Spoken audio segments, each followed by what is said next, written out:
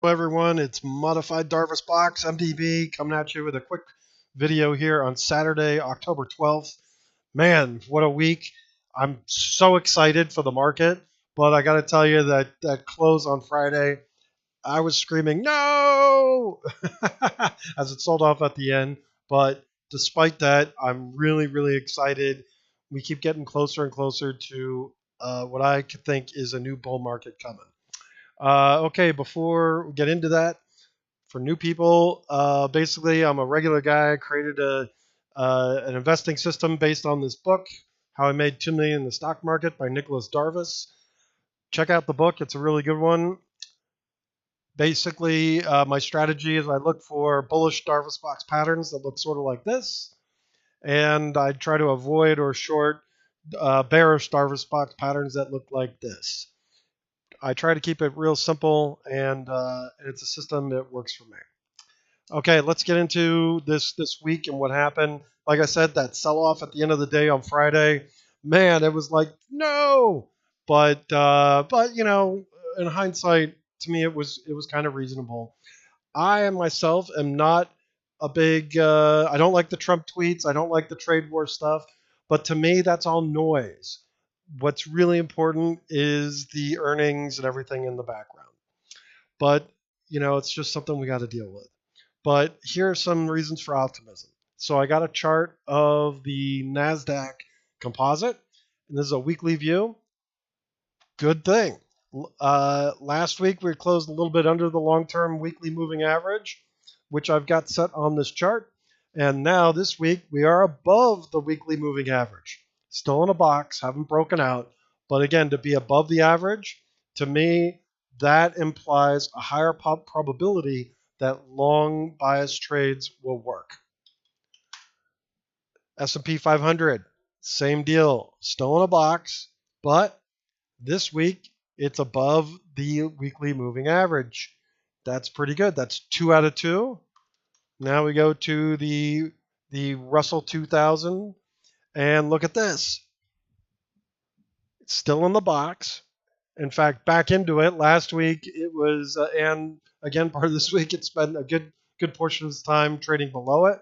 But man, it just does not want to fail, and they just keep banging it, but it just won't go down. But look at this. It's not above the weekly moving average, but it is back in the box. So out of the big 3 indexes, 2 out of 3 ain't bad, and they're looking pretty positive. One of the cool things about the Russell, look at this big green volume here. Everybody knows I like big green volume. When the big boys want it, I want it. And yeah, on Friday, the big boys wanted the Russell, that's for sure. Now, what's also cool, just looking from the top viewpoint, other indexes are getting, you know, more bullish and shaping up as well. Look at the QQQs. Not only is it above the weekly moving average, but whoa, buckle your seatbelts, boys and girls. It is right at the top of its Darvas box here. To me, that implies a good potential that it's going to break out and go higher. When the QQQ breaks out, that means a lot of stocks are going up. We go to another ETF here, index. This is for semiconductors. Semiconductors are one of the strongest areas in the market right now. And look at this. On its long term, it formed a big, wide Darvas box. Had a potential breakout, but no, it failed and all that. But look what it's done. It came out of this first box. Now it's gone sideways, sort of for 1, 2, 3 weeks, 4 weeks. Look at that. That is a Darvas box breakout, and it falls under the definition of textbook because the breakout has a week of big green volume. So to me, semiconductors is already broken out.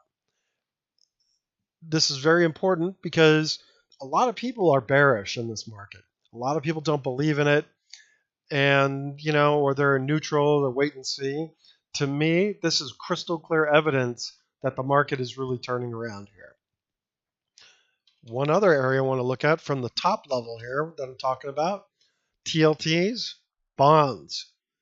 Look at this. After bonds ripped to the upside here, oh, bonds are getting a little bit of selling here. Some big red volume here. Another thing of big red volume. Granted, still above the moving average.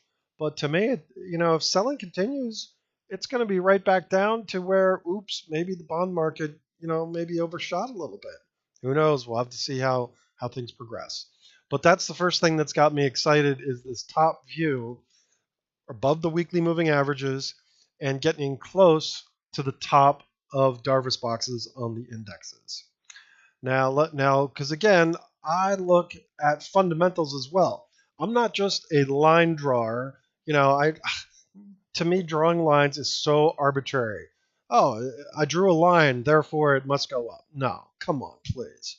Don't fool yourself like that. That sort of system works for a lot of people, but does it really? I mean, I don't know. But when you look at the earnings and get into some of the fundamentals, then things get a little more exciting. So this here is the latest fundamentals from the S&P 500. It's been updated through October 10th. And let's see, when we compare, how did this change the latest estimate updates compared to the prior estimates? You can see that this front quarter, yeah, it got sliced a little bit. Next quarter got sliced a little bit, but ooh, some big revisions higher for further on in 2020. And you know what? This is in line with a recovering economy.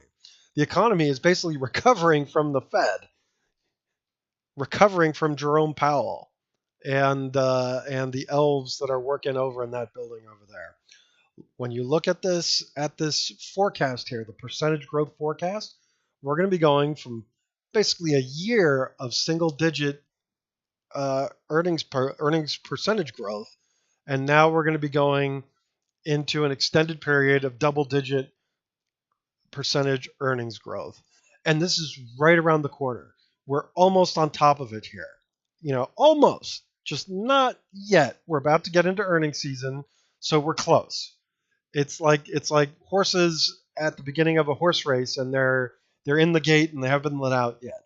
So every day in the market, we step a little bit closer to an acceleration and just a better overall environment for companies and stocks. So again, that's point number 2. Why I just keep getting more and more excited. Now we got to filter this excitement down to, well, what stocks do I buy? Come on, MDB, give me some stuff that's going up. Well, not a whole lot. The way I do my system is breaking out at the moment. A lot of stuff is setting up, but not everything's breaking out. However, here is one which has broken out, and this is broken out in terms of my box breakout system. So COUP, C-O-U-P, broke out last week on the big green volume, and it built on that with another weekly bar of big green volume. To me, this one is it's like the champ racehorse breaking out ahead of the gate early, ahead of the main pack. That's how I'm viewing this particular one. LULU, same way. It's breaking out of this box. However, some big green volume is missing here, so it's not perhaps maybe as strong. Did we get any on the daily? Oh, here's where it gets better. On LULU daily, we had 2 straight days of big green volume. So that's good. We got some validation here. So LULU, same thing, one of the early racehorses for this market. RH, here's another one with a box. And it's broken out, not on the weekly. You don't really see big green on the weekly, but on the daily, green, green, green, green. I think you get my point about big green volume here. This is just another one which is looking good. Oh, this box should be like that. There, fixed it. But anyways, you see this is another one which is breaking out. And actually, and if you look at RH, this is all-time highs here. All-time highs in this terrible, terrible market. And you got a stock here making new all-time highs. That's another reason why I think RH should be on the list. SEDG, here's another one breaking out of the box. Needs some more green volume, but keep it on your list. If you don't buy it, you can watch it, see what happens. And then one more that's been on the move coming out of the box. Target. Whoopsie. Is Target. Anybody shopped at Target lately? I went there yesterday.